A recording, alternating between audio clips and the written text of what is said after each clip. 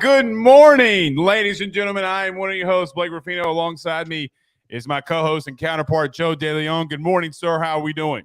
I'm doing wonderful. We are, it's a vacation week. Going to be traveling later on in the week. It's 4th of July tomorrow. Happy birthday to our country. Blake, you got anything fun planned for tomorrow? Just going to the mother-in-law's. I'm sure the kids will go swimming or Ben will go swimming. Nothing really. I'm going to take a couple of days off from AYS, just regroup. Much deserved. And get ready for the season. Get ready for football season. As Joe, I've got a fever, and the only prescription is more football. Hell yeah. Pretty much all day yesterday. Now I watched the Yankees lose to the Cardinals. Stupid Yankees. But I watched the Yankees lose the series to the Cardinals yesterday. But after that, in my spare time, kids go take a nap, whatever. I'm sitting there. I'm sending you video clips of football. It's good to go back and remember what happened last season. Now that you kind of everything's off, like you can just go and focus, and what already is going to happen. And so it's really good. It's getting good to get back into football season. I will say it was really funny at like 8:00 my time to receive the most random game you could have sent me. You sent me Ole Miss, Texas A&M to watch, which, we had a little bit of a discussion on what some of the takeaways were from that. But I got to say, same thing for me, where you played that, you sent me that and I played it and I was watching that game. It really made me think like, damn, like we're really close to getting to watch these games live. Like I want to watch this happen live. Well, and not only that, you take away like how good Ole Miss's running game was. You take away man, Texas A&M had 7 freshmen that impacted that game, and they're within a score. Yeah. Then we talked about A&M on the last show, and then I go back. Joe, they lost 5 games. 5 of their 7 games they lost by 6 points or less. Something's going to change. Yeah. Look, I get ridiculed by that, but we'll see. I think if they let Petrino be Petrino, things will turn right there. But we're going to go to the ACC today, Joe. Let me ask you a question. Okay. Who, and we'll talk about this more in depth, who's it bigger for week 1, LSU or Florida State? Who's got to win that game? Who does it mean more for? And I know that we're going to really dive into this, but I'm leaning, I think it's bigger for Florida State, because if Florida State wins that game or keeps it close, is going to impact what their season-long ranking is going to be. And they really only have one other significant test, which is going to be Clemson. They're not going to play a lot of other ranked teams. Maybe there's a couple sprinkled in there that have decent seasons, but LSU will have opportunities to prove themselves if they lose that game. And they will be able to climb if they happen to lose that game. And it's going to help them if Florida State is ranked ahead of them for whatever that long-term ranking is for the rest of the season. So right now I lean Florida State. I tend to agree, and we'll talk about that in more depth, so I'm not going to give my thoughts, but I tend to agree. We're also going to do an ACC breakdown. Listen, there's some intriguing teams here. Louisville's biggest game, as an example, in the ACC, it's not even in the ACC. It's Notre Dame. Yes. They do face Duke. We'll see. North Carolina, can they come back? Is their defense worth a damn? We'll figure that out. But I think it's a 2-horse race. I think it comes down to Clemson and Florida State. I think they'll rematch no matter what. I think they're going to rematch there at the end, and I think it's a 2-team race. Now, you say that. When you have a number 1 overall pick at quarterback, anything can happen. So we'll have to figure out which teams, and we'll talk about which teams that we think are going to take over the ACC. I think an ACC team gets in the playoff this year. It's my bold prediction. It's set up for that to happen. I think that the winner of that Clemson-Florida State game is in the ACC championship is absolutely going to go. Well, it's going to be interesting because I think that all of those teams have the I just think that all of those teams have the depth and the personnel to do it. Like, we'll talk about Florida State today. Like, I forgot.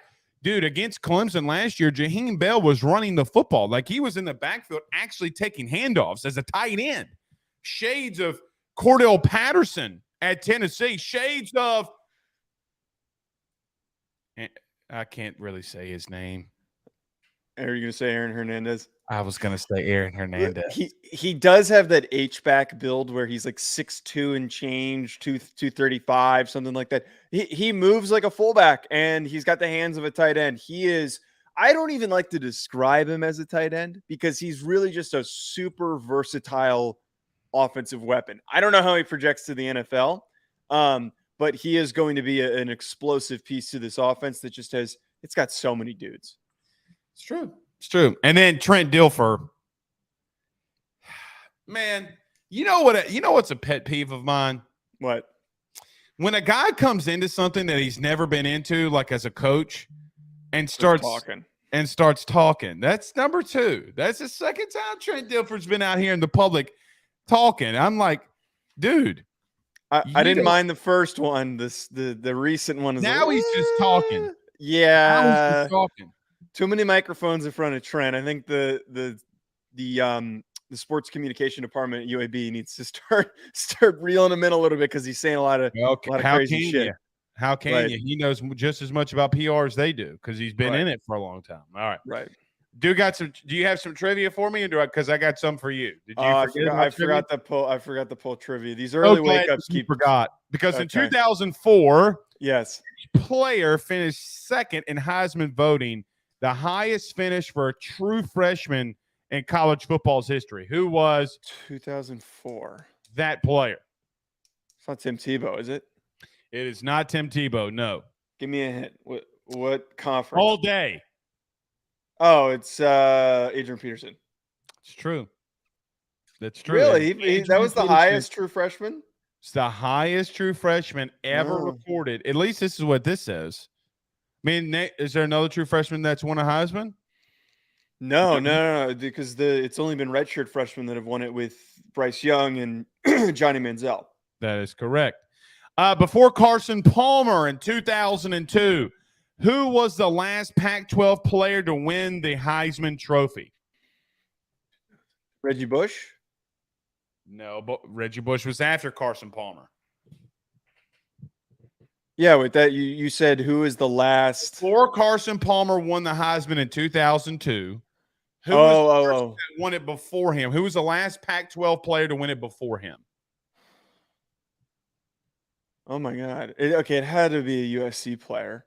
It was a USC player. It had to be a quarterback. It was not a quarterback. So it had to have been a running back. It was a running back. What? Who was it?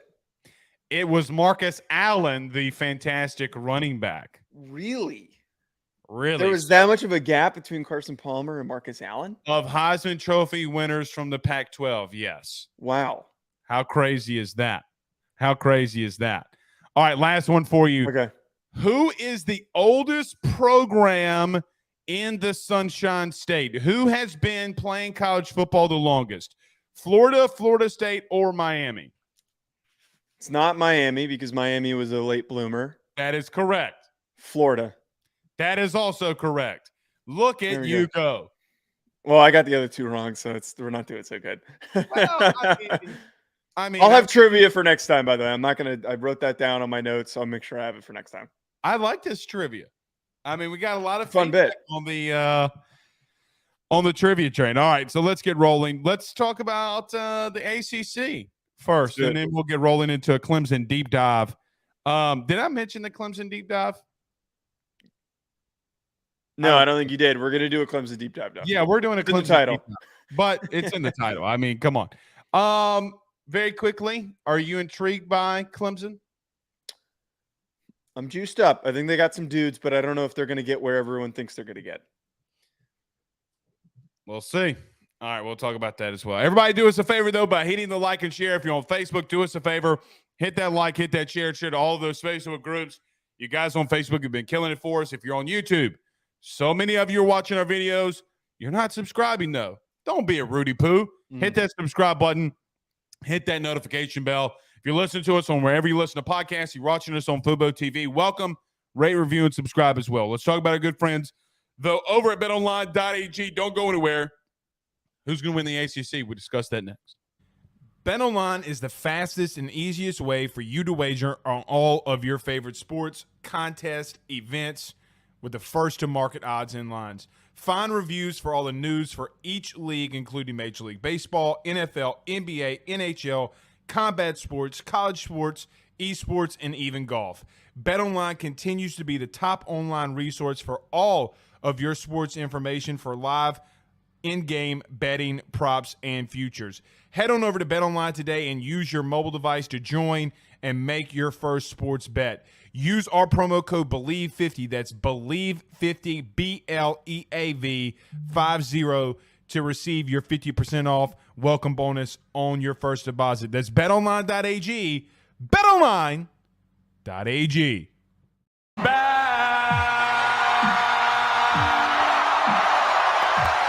No, you're not. So listen, Joe, we've been going around the conferences. We've gone to the Big Ten. We have gone to the SEC. We now turn our sights to the ACC, the Atlantic Coast Conference. Listen, as I was breaking this down yesterday, it became more clear to me that there are only two real teams that can win this thing. Like, only two. We can sit here and talk about Louisville. They got a game against Notre Dame, Indiana, and Kentucky. That is not that is not an easy stretch for them. You got Notre Dame. I mean, not Notre Dame. You have North Carolina. They have one of the best quarterbacks in college football that we've seen in a long time. You got Miami. And I don't think Miami's ready for that smoke. With all of that being said, I think it's a two-team race. I think that it comes down to Clemson and Florida State. I don't think that there's any exceptions to that rule. I think they're the deepest teams. They are the more senior-laden teams.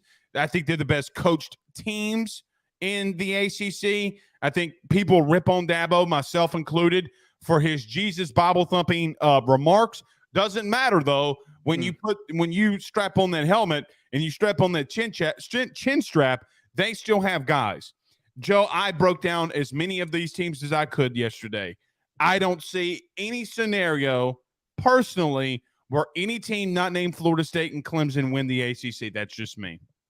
So, first of all, I think you illustrated that perfectly. I actually always forget how many teams are in the ACC. It's one of the biggest conferences out. There's 14 teams in the ACC. And with that being 14 teams, there is 50 feet of shit, and then there are two teams that are going to win the conference, and then a couple teams that are probably going to win some football games and be ranked in the back half of the top 25 at the end of the season. I completely agree with you. I think this is going to be a race between Clemson and Florida State. I think one of those two teams has way more firepower, and we already did a deep dive on them. They've got way more firepower, which is going to help them win that game. But I still do believe that there are a couple of those other teams that could upset any of these programs, like North Carolina. I think that Duke is a legitimate sleeper for this upcoming year to not go undefeated, but to win 8 games, which is unheard of for Duke in the past decade.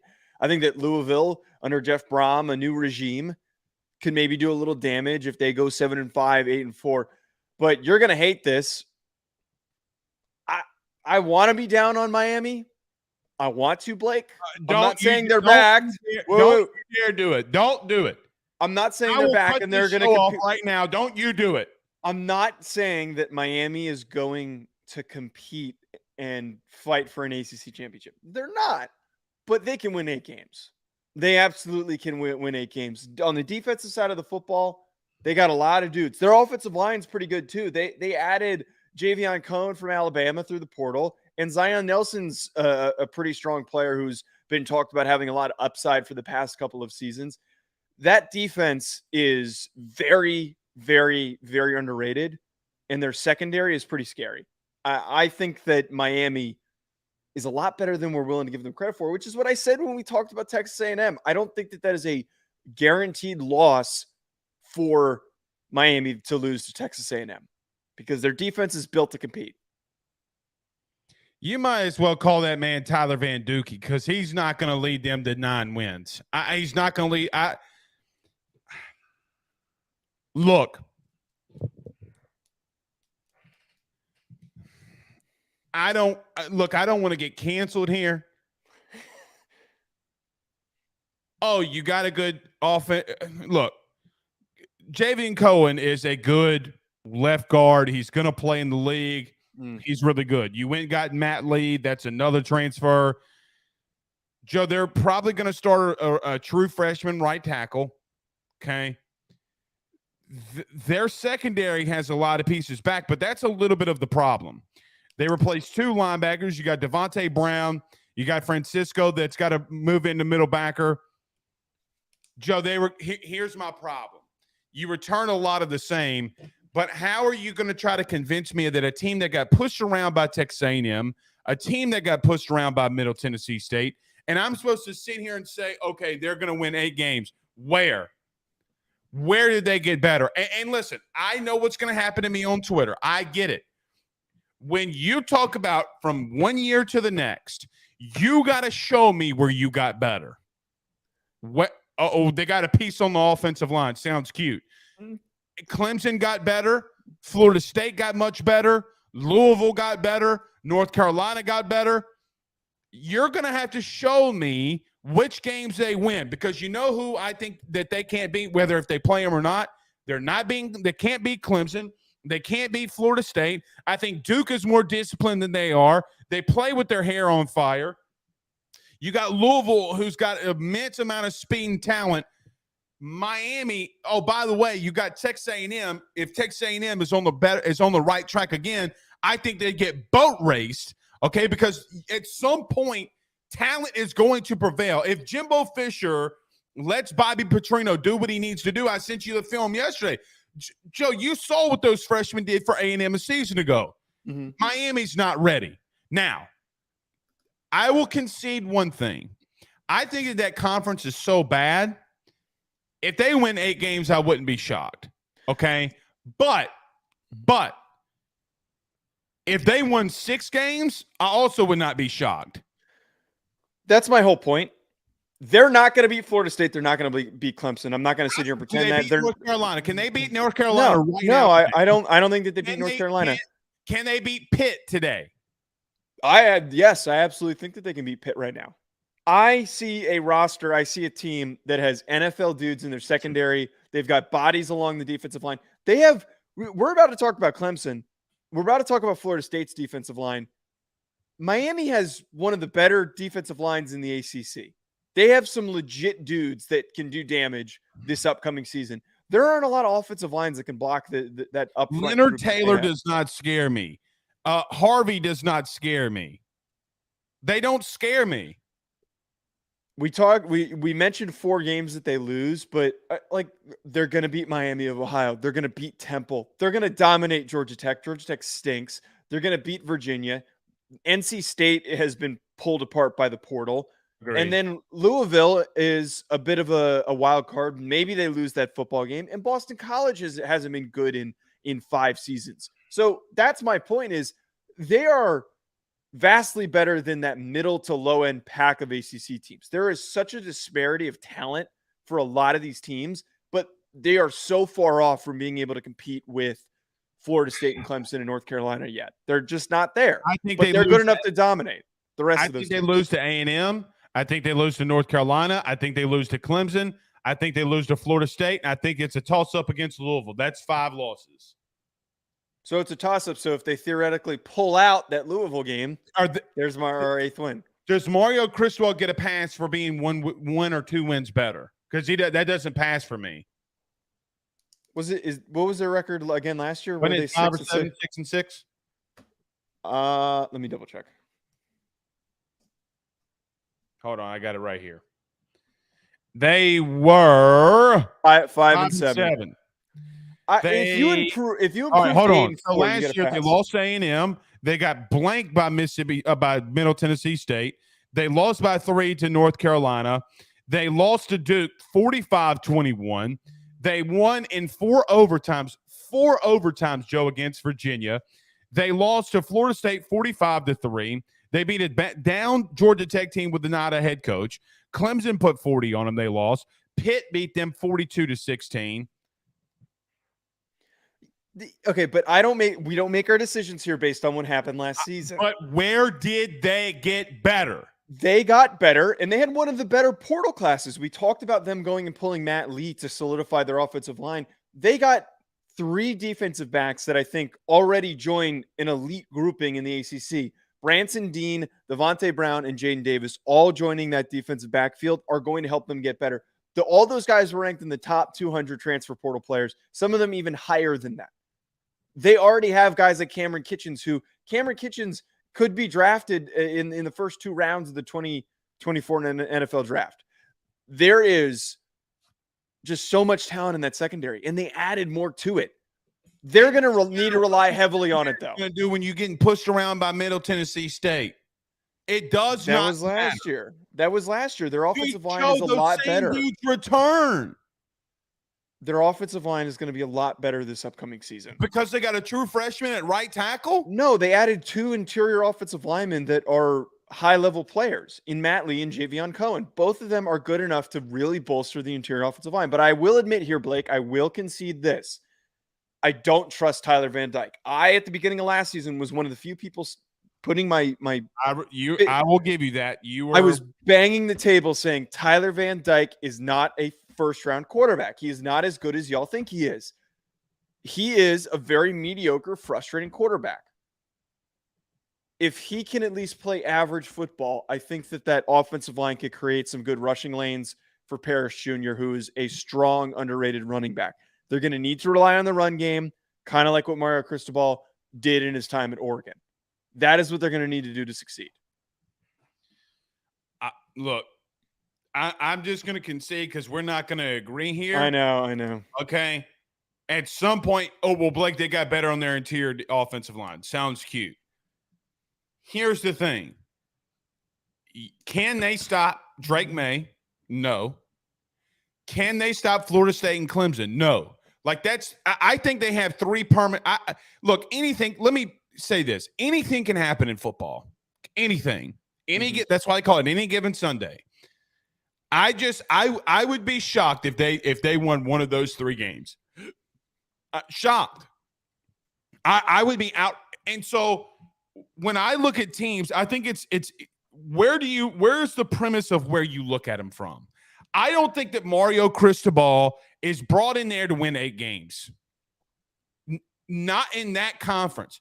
Joe, let me just tell you this.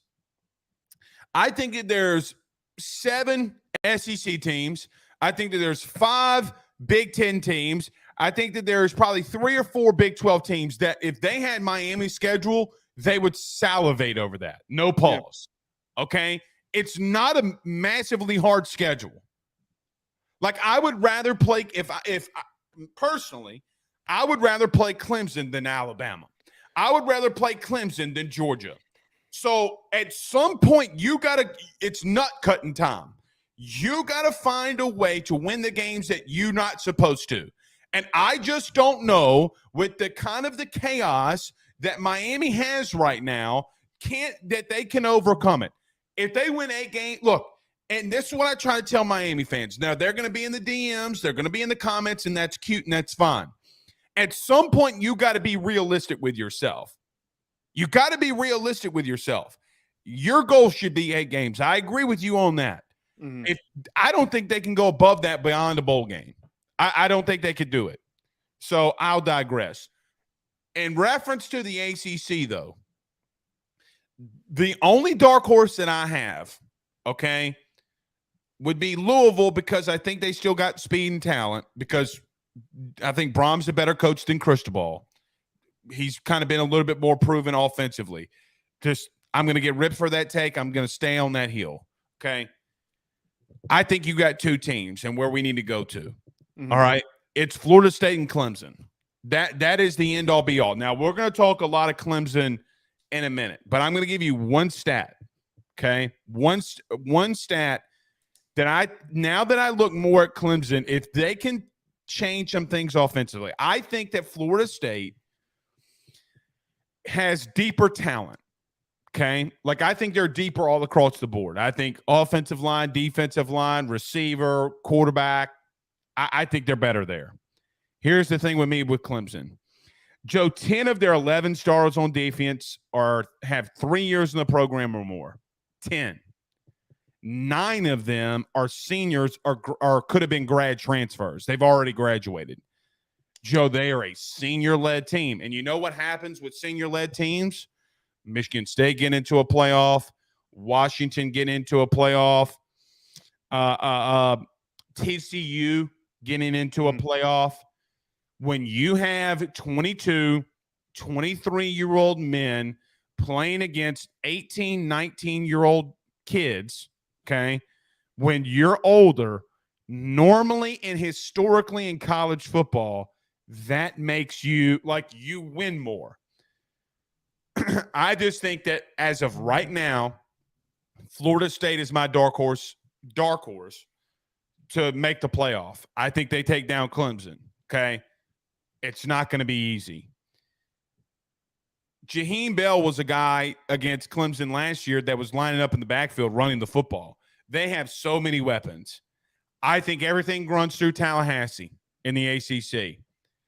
But Clemson with Garrett Riley, which we'll talk on in just a minute. Man, I'm kind of glad with the ACC. We kind of got a heavyweight fight here for once. I don't know. It might not even be as close as it seems on paper. But look, I will say to your point about them bringing on the, and having all these older guys. The perfect example of that is the fact that Jared Verse was good enough to go in the top 10 of the past draft. He could have been selected. He would have been selected right after Will Anderson. He would have been selected before Tyree Wilson. I am so of the issues with Jalen Carter. We need to bring that up. Like you had Carter at number 1 as your number 1 overall pick. Let's understand that, like, because of Jalen Carter's issues, that's why we thought he wouldn't go in the top 10, even though, whatever. But continue. But still, a guy who would have gone in the first round, would have collected his money, would have been already talked about as a defensive rookie of the year candidate. He decides to come back. And that to me paints the whole picture, is that Mike Norvell suffered through a lot of this. He suffered through losing to Jacksonville State. It's almost like it's a good example for what Miami can do, but I'm not going to take us backward. They suffered all these terrible losses, these terrible games. Everybody was calling for firing him, but he was building a culture. He was building a group of young men that were going to eventually become seniors, and they were going to have pride for competing to play for an ACC championship game. And not only are you returning a couple important players like Clemson's doing, you're returning dominant players across the board. And then you went in the portal and you had, I still believe, I know that the rankings say otherwise on some of these sites. You believe that they had the best portal class? This is the best portal class. I pulled up the notes on all the guys that they went and got, of getting Keon Coleman late, getting Braden Fisk, getting Jeremiah Byers on that offensive line to sure things up. Gilbert Edmond, Darrell Jackson, Tyler Morlock, another tight end that they added into the mix. All of these guys that they have that they brought in through the portal, and that's not even all of them. Like Fentrell Cypress, I didn't even bring up. That is such a deep team now that they killed it in the portal.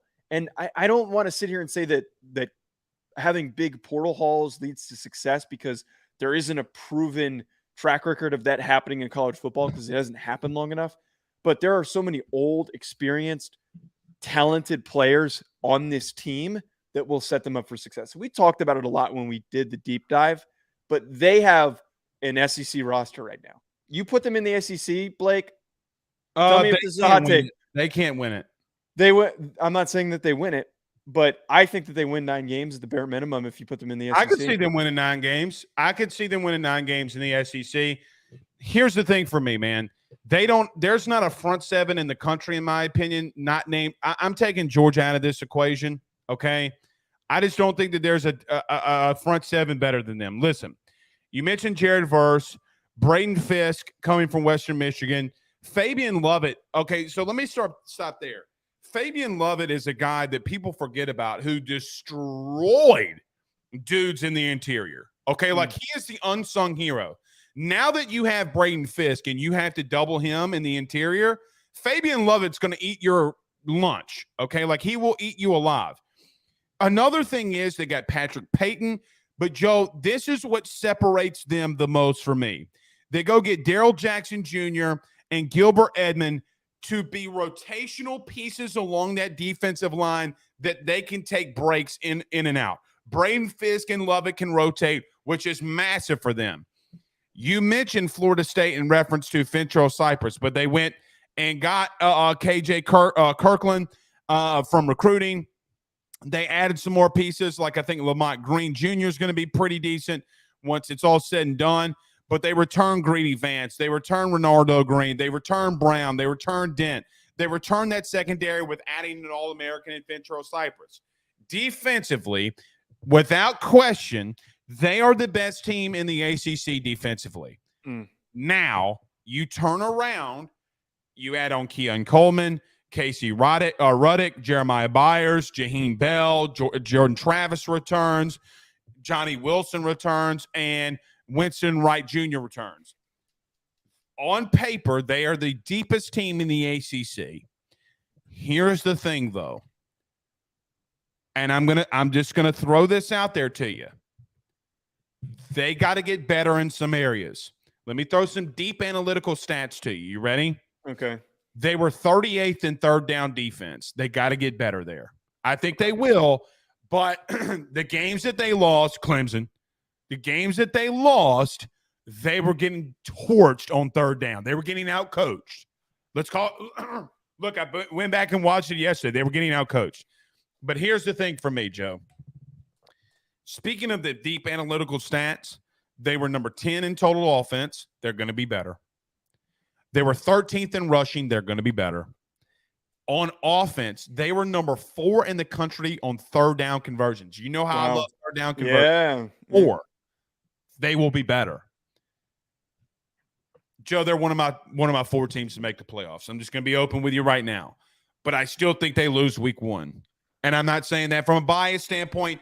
I think they lose week 1 because I don't think they're deeper than LSU is. We'll talk about LSU in a deep dive, but later on, LSU is deeper. I will die on that hill. We'll find that one out. Well, go ahead. I will say and this isn't shade at you, by the way. I actually do think it's kind of funny to look at this. Like, this is the peak matchup for week 1. LSU and Florida State, they are, again, damn near identical. That was what I was just about to say. It's funny when you pull up these two teams. They both killed in the portal. They both have really good receivers. They both have added a bunch of really good DBs. And then the interesting part, they got good running backs. They got good offensive line. And they both have quarterbacks who are really good athletes, who can throw in the run, who can kill you with their legs. And that is an added fold to their offense, is incorporating them into the run game. It is. And they both run like a spread style scheme. It's hilarious when you put these two teams next to each other, and it's like, okay, which one's which? If I took all the names off the rosters and I just wrote down descriptions for each player, I think that we would find so many connected dots and similarities between them. It is going to be a really close game. If it was as close as it was last year, it's going to be just as close this year. And look, I don't have a pick yet for it. I will say, unlike you, I do not have a pick yet. I don't either. Okay. I think Florida State's got a more proven secondary. I think LSU's got a better offensive line. I think Florida State's got a better defensive line, but I think holistically, from top to bottom, LSU, you can't debate LSU at wide receiver. Like, at some point, you got to say, okay, like, Louisiana and LSU just continue to produce wide receivers. Now, you could say Keon Coleman. That kid's from Louisiana, I might add. Malik Neighbors is a different kind of dude. Can they get production from Brian Thomas, Kyron Lacey? And I still will die on this hill until he proves me wrong. I think Aaron Anderson is the newcomer of the year in the SEC. I think he is the breakout dude in the SEC that nobody's talking about. I'll die on that hill. Here's the question that I pose to you, though. Mm-hmm. Which team has to win week 1 more? As I was saying earlier, Blake, I really think that the Florida State needs to win more. I agree. Because if they win that football game, they ride that momentum until the Clemson matchup. And not only does that set you up for success against Clemson because you're riding all that momentum throughout the season, but more importantly, you have less opportunities to prove yourself. You could theoretically lose one of the times to Clemson in the regular season in the ACC championship game, have one loss, and still make it into the playoff. If TCU can do it and losing in the Big 12 championship game, they absolutely can do it and make the playoff with one loss. I think for LSU's sake, it's less important because they lose to Florida State theoretically. Say they lose week 1. There are going to be multiple chances throughout the year to beat ranked opponents. And it's just the natural state of things and what we talked about. Yeah, they got to go through Alabama. They got to go through Georgia if they make it. They have the ability to make that up. It's always going to be a tougher schedule when you're playing an SEC schedule. I agree. Florida State does not play, and you'd be nuts to sit here and disagree with that statement. If anyone wants to in the comments, I implore you to pull any information that's going to disprove that. But if you are LSU, you lose to Florida State, you do get that chance to beat Alabama, and then theoretically you win the ACC champion or the SEC championship game, and you beat Georgia. Those are the extra opportunities that help you get in. Agreed. Here's my only thing though with LSU. Mm-hmm. I think from a fan base's perspective, it means more for the fans around LSU to win week 1. Let me tell you why. They lost to Mississippi State the COVID year when Miles Brennan threw a pick at the end. They couldn't stop a nosebleed with tampons. Okay. They just got torched by, rest in peace, Mike Leach in his first game at Mississippi State. They lost to UCLA. Okay. The following year, Ed Orgeron's last year. And then last year they lost to Florida State by a point on an extra point block when Jane Daniels goes 99 yards. I think from a morality standpoint, I lean LSU. From an on-paper standpoint, it goes to Florida State because, like you mentioned, if they beat LSU and lost to Clemson in a couple weeks, they get that rematch down the line. LSU, though, as an example, if they lost to Florida State, they still got Alabama. They still got that SEC schedule. They'll have Georgia if they win the SEC West. They have what I think is, they'll play like LSU will always play like a potentially ranked Ole Miss. Can Auburn be ranked at the time that LSU plays them? Because look, they win 4, 5, 6 games in a row to start off the year. Mm-hmm. LSU can make that up. But I do think, Joe, though, from a morality standpoint, it leans to LSU because it's been a while since they've won that week 1 matchup. So when you have both quarterbacks that have the same Heisman odds to win, both of them have jumped.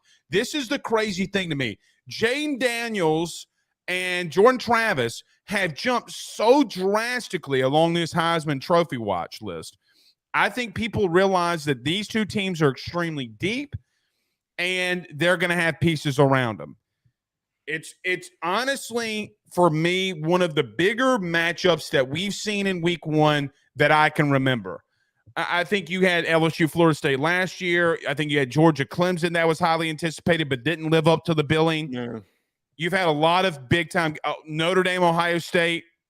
Okay, you've had these, but this one feels a little different, right? Because this feels like a playoff game in week 1. And the crazy thing with these two teams is they're both described as dark horse sleeper, not sleeper candidates, but like these dark horse picks that everyone's going with, that are everyone's saying these either team could go on to play in the playoff. And it's going to be really important for painting the picture for what the rest of the season is going to look like for both these teams. You know what's interesting? So listen, because we won't do a live show tonight. We won't do a live show tomorrow for the 4th. We're going to start diving deep on my other show. We're going to dive deep into LSU football. You know what's interesting? What? Brian Kelly does not get enough credit for this. I went back and watched some Notre Dame games from a couple seasons ago too. Bro, when they get into the 4th quarter, whether it be Notre Dame or LSU from a year ago, they dominate teams in the late in the 3rd, early 4th quarter, or like 4th quarter. I don't know what Brian Kelly's workout regimen. I think Jake Flynn has done the Major John, comes from Notre Dame. Like, I went back and watched Mississippi State last night for LSU. Fourth quarter, they beat the dog crap out of them. You go to Ole Miss. You go to Alabama. They were dominating teams in the fourth quarter, which I'm going to make a bold prediction right now. Whichever team, I think LSU gets the edge for this because I talked to one of our guys over at Vegas, and he said, you know why I give LSU a 3.5-point advantage? Because when I saw LSU at the end of the year last year and during the year, in the fourth quarter, they didn't look like they were tired. They were beating the dog crap out of everybody. Yeah. So I want to – and Florida State, as an example, during their stretch, they unraveled in the third and fourth quarter. Like, if Florida State was up at halftime by 10 points, I'd be like, man, LSU's got their ass right where they want them. Okay, because I think that Florida State ultimately can fall down. It's the most intriguing game to me as we move forward. Anything else to add on these two teams? No, before we get to diving deep on Clemson to wrap the show, I do want to talk about North Carolina very quickly. So the thing with North Carolina, Blake, that I feel as though everyone has really just talked them up because of Drake May. And I want to ask you this. Oh, like, why wouldn't they? Okay, here's my thing. And I was going to ask you, like, how good do you think they are this upcoming year? I don't think that North Carolina is good enough to be touching the top 10 this upcoming season. Oh, I don't think so either.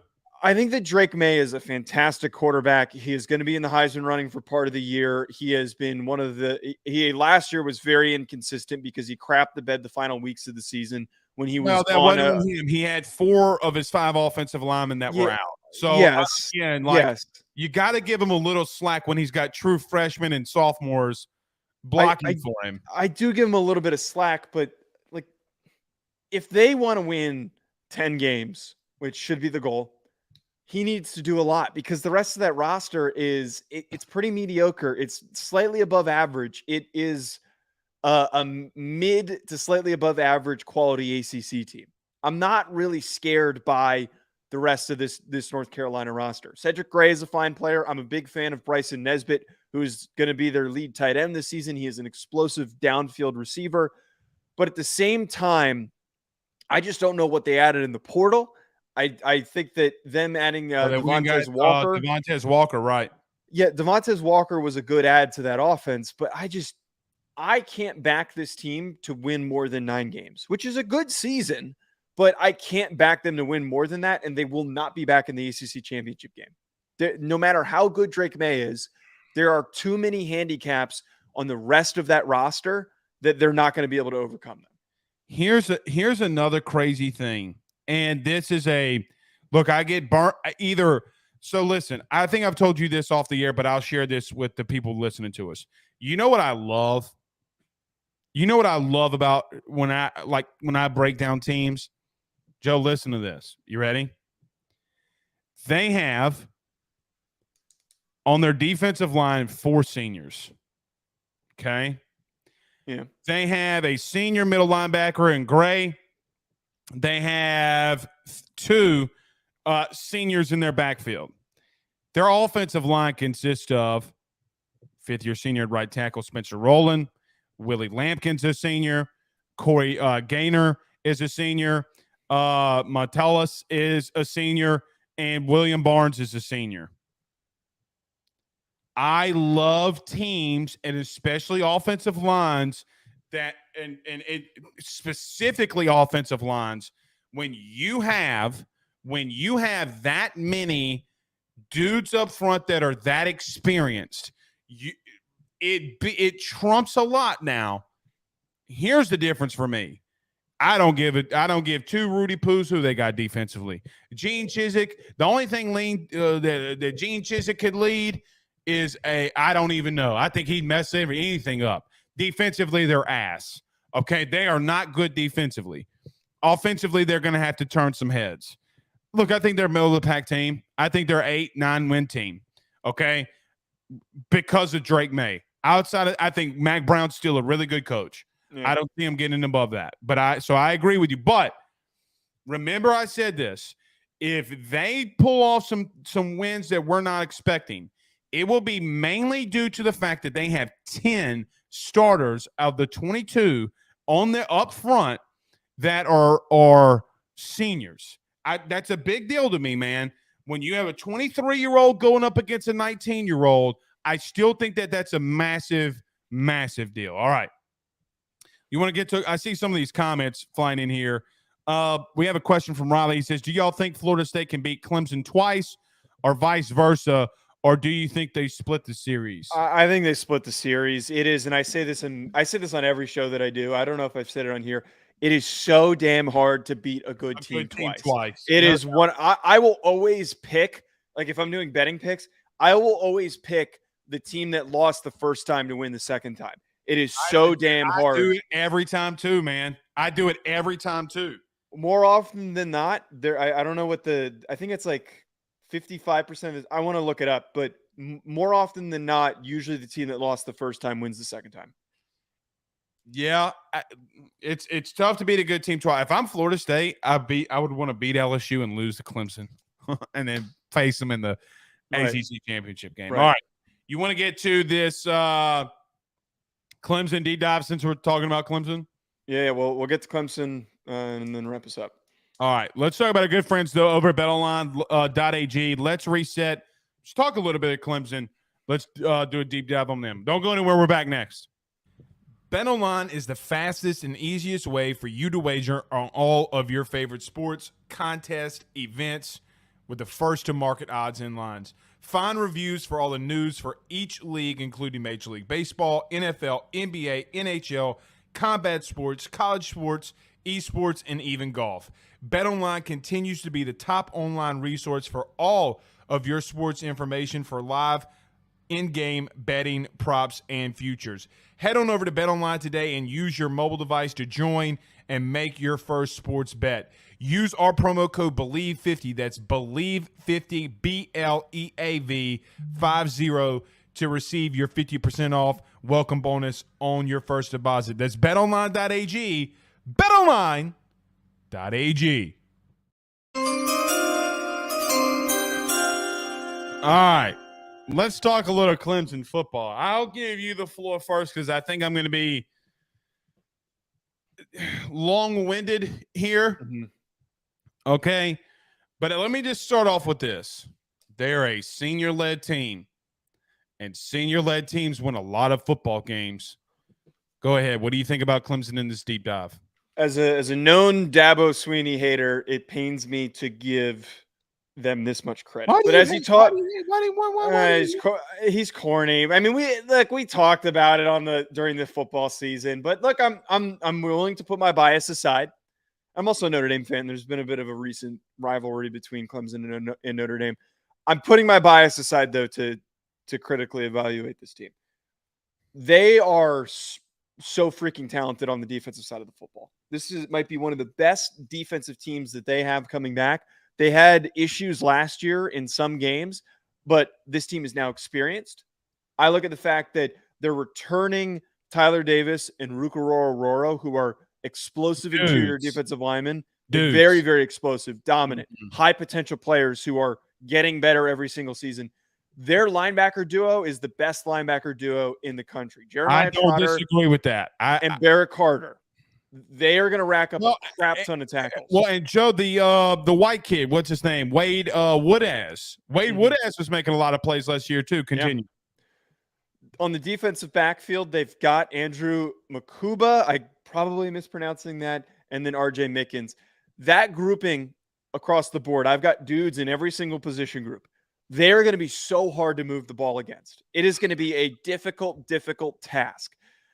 I just need to see what happens for them offensively. They're not as deep as Florida State. They're not as deep as some of these SEC teams. But defensively, they're built to slow teams down, not give up a lot of points. What is going to help them take that next step is Garrett Riley taking over this offense. Agreed. I am very high on Cade Klubnik. I think that Cade Klubnik has every capability to be one of the biggest breakout players of this season. We'll be talking about him in the same light as we did with Drake May last year if everything goes according to plan. Garrett Riley got so much out of Max Duggan that he won the Davey O'Brien last year. And that dude stinks. Cade Klubnik. That dude stinks, don't it? Cade Klubnik is going to have a massive season. They lost He their left could. tackle, but a lot of those offensive linemen return. Will Shipley is one of the better running backs in the country, top 2 running back in the ACC, right behind Trey Benson. I just need to know, though, and this isn't like a massive question mark. This isn't a massive concern. Who the hell is he throwing the football to? Because over the See, past couple of seasons, he's had issues at receiver. This is where we're going to disagree. Joe, I you know this about me, and so you can shed light on the people in the comments who would say differently. Mm-hmm. Dude, I watch a crap load of film. You know that. It's just something that I do. I think, can I tell you here's a hot take. You ready? I don't think they got an issue at receiver. I think they had an issue at quarterback. Because when I turn on the all 22 copy, and you have Cole Turner running wide open, being missed. When you have Bo Collins, the big body wide receiver, running wide open and getting missed. And I think the biggest sleeper wide receiver in the ACC, Antonio Williams in the slot. DJ Uiagalelei missed. DJ missed too many dudes. I get that you're down 14 against Notre Dame. I get that. I know you had a punt blocked. I know that you let, what's the dude's name? The number 10 from last year, Notre Dame's quarterback. Why is his name slipping my mind? Drew Pine. Drew Pine. I know on his own read you let Drew Pine get in there. Man, they were not out of that game. They were not out of that game. They had drove the ball 57 yards on Notre Dame and threw a pick. Kay Klubnik comes in and then makes a freshman mistake in a wrong moment, has a pick. I forget the kid, number 20 for Notre Dame. DJ throws the worst out route I've ever seen in my life, and I think his name's Campbell, number 20 for Notre Dame. If I don't remember, but he has the pick 6. I think it was Benjamin Morrison. You cannot tell me that they did not have receivers running wide ass open when I got it on film. He missed them. He flat out missed them. Antonio Williams, here's a stat for you. Guess what ACC receiver had more separation than any wide receiver in the country last year from an ACC perspective? It was Antonio Williams. Guess who got underthrown more than anybody in the country? Antonio Williams. My point being is they have recruited really well at that position. You go back and look. Antonio Williams, Bo Collins, Cole Turner, all top 100 dudes. Actually, almost all of them top 60 dudes. When I turn on the film and see the separation, if you're Garrett Riley, who, let's call it what it is a fantastic offensive coordinator. Mm-hmm. When I see that, I'm thinking to myself, like, good googly moogly. Okay, so it really wasn't as much scheme as we once thought it was. Joe, listen to me. Listen to me.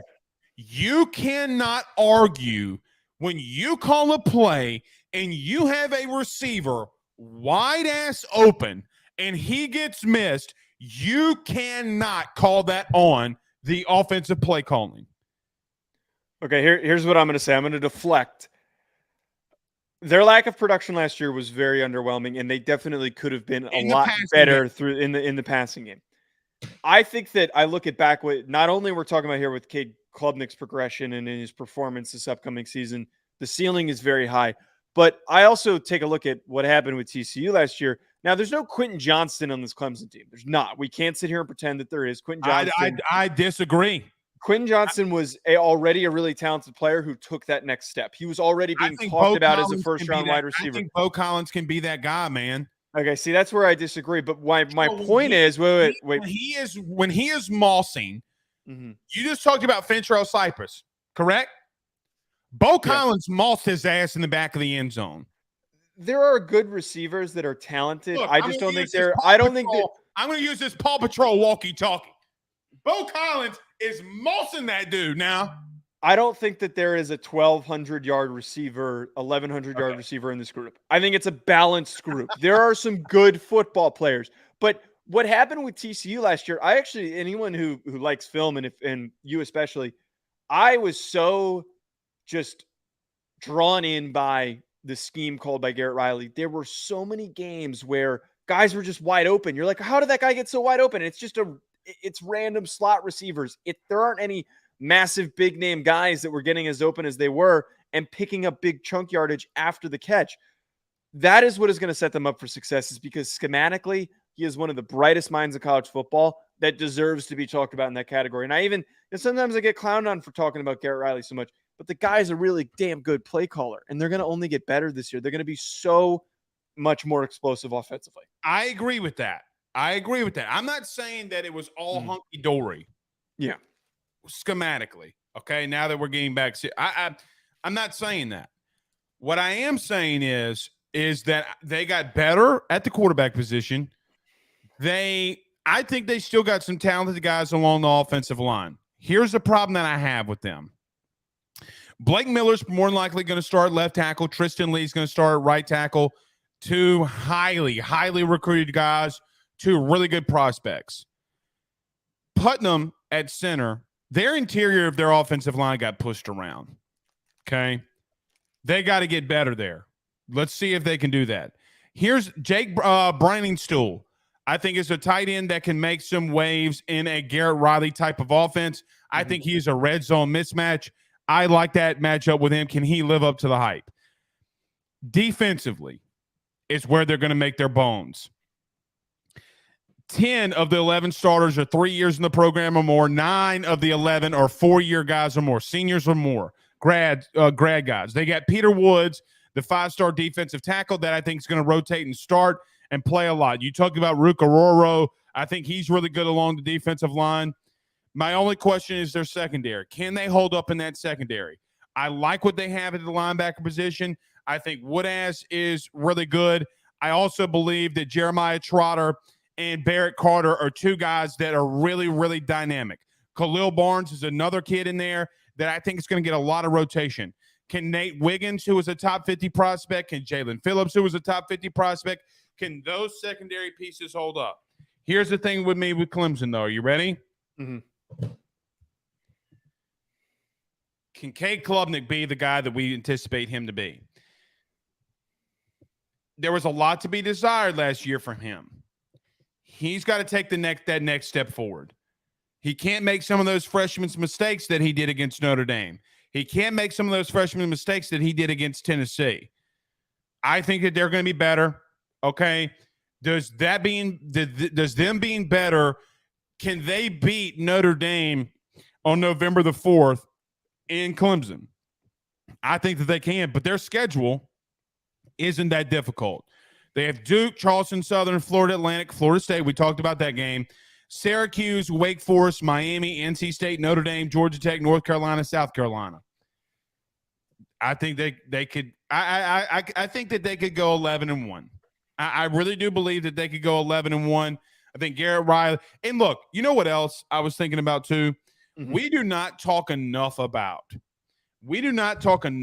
how we give so much criticism to Dabo, rightfully warranted. Okay. Man knew that he had to go make a splash higher on the offensive side of things. And you know what, Joe? He did. You got to give him a tip of the cap to that one. Let me ask you this, though. I know I'm going to throw you an outright Barry Zito-sized curveball. You ready? All right. If you feel so good about Cade Klubnik, why did they go out and get Paul Tyson in a team that does not go and get transfers? Because you need depth. Like who you need? Was Paul Tyson good enough to start? Like I don't think that he is. My question would be, okay, you got the Vincenza kid, okay, a top 2 quarterback in college or recruiting last year. Vincenza is going to be a guy. Okay, I think we agree with that. Vincenza is a really good player. You got Trent Pierman, who's also pretty good, and you got Hunter Helms that's also there. Why you go get Paul Tyson with a team that you don't get recruits from or transfer guys from? Because Paul Tyson was never going to start at Alabama. He's never going to start at Clemson. You need to have a little bit of depth because, so in all seriousness, like what if I think that's more telling of a lack of confidence in the quarterback room as a whole and not about Cade Klubnik. You got to have a good backup that you can trust. He was a 3-star recruit. He's an okay football player. And if something goes horribly, horribly wrong, I might be able to trust him to come out on the field. I've never seen him play. Like, we haven't seen him play. Or don't say something crazy. Okay. Too bad.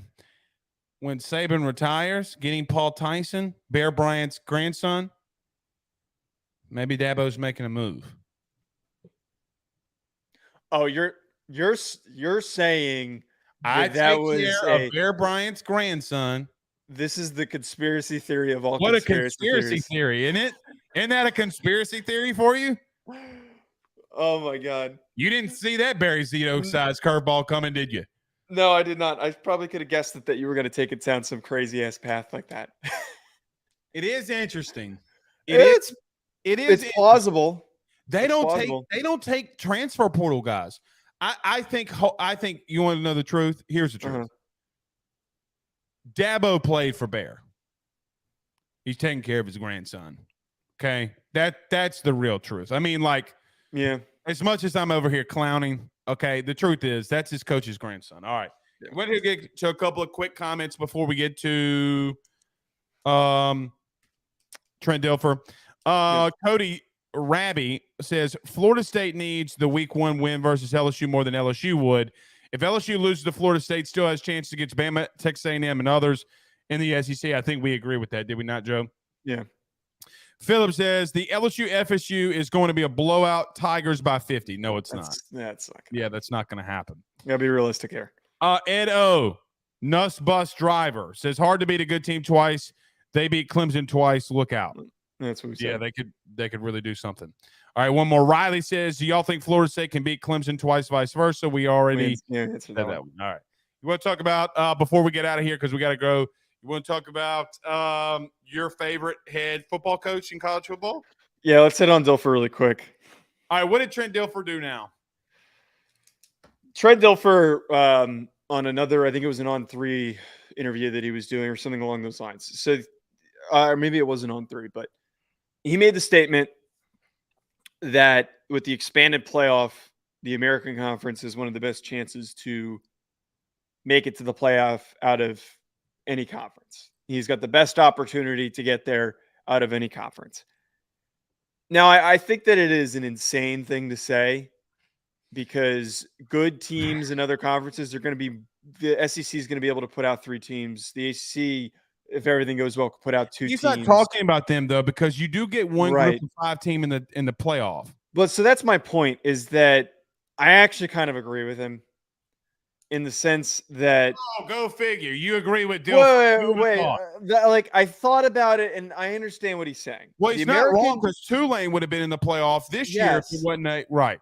The American is a whole step ahead of all the other G5 I agree with that. And they're more willing to play P5 teams than any of the other G5 and beat one conferences. And they can beat them. They've done, like, Tulane beat Kansas State, who won the Big 12 last year. Like, there is no fear, I think, from the American in trying to compete because, we talked about a while ago, they think that they're a Power 6 conference. They're not.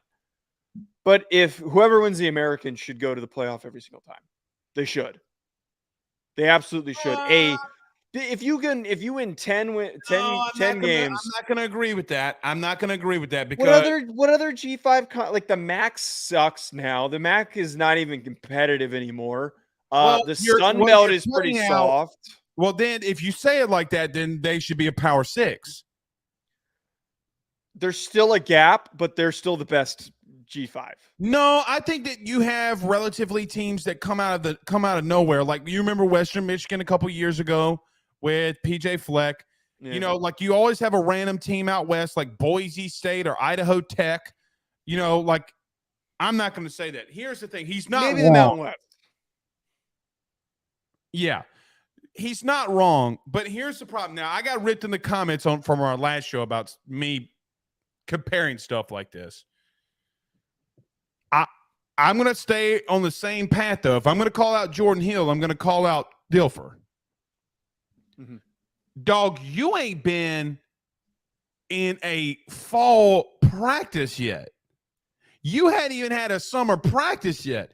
Who in the hell do you think that you are saying that the AAC is going to have a playoff game in 2024? What? He is talking too much like a media analyst. He needs to just – he's taking too many of these media opportunities. All of his buddies at all these other companies are hitting him up and asking him to come on, and he's just saying stuff that they can take and run with. Like, listen, yeah. If this were anybody else, people got mad at Dion, but if, for some of the same kind of comments, right? Jackson, he said at Jackson State that he could beat 4 group of 5 teams right now that would make the playoff. People got mad at that. People got mad at Dion. We got to dial it back. You got to dial it. If this were anybody else, you would be, you'd be talking that stuff now. Got to chill, Dilfer. And I love him. I love Trent. Yeah. I love Trent, but Spade needs to be called a spade now. Yeah. Okay. Good show, man. Good show. What are you doing? Happy Monday. July. I don't have any family really out here. So you going to hang out with your girlfriend? No, she's in Boston. So I'm going to. She's from Boston. Boston. With John Adams. Shut up. John Adams is dead. It's not like a. No. I'm saying shut up because it was a really dumb joke. No. She's in Boston right now. She's from Boston. So I'm. Does she have a Smart Park car? Smart Park. These jokes did she talk like she's from Boston? So bad. I'm flying there on Wednesday though to spend the rest of the week with her. But no, you're meeting the in-laws. No, I've already told you on this show that I've met her parents before. Oh, bound chicka wow. Are me and my wife Megan getting invited to the wedding? Relax. Let's relax. Let's dial it back a little bit. Let's calm that down. We're not. I've never been to Jersey. Never been to Boston. I don't know if I ever, just in general, if I got married, I don't know if I would do it in New Jersey. I think I'd like to do it somewhere a little nicer than that. Yeah, Boston, Smart Park. We'll see y'all later. Peace.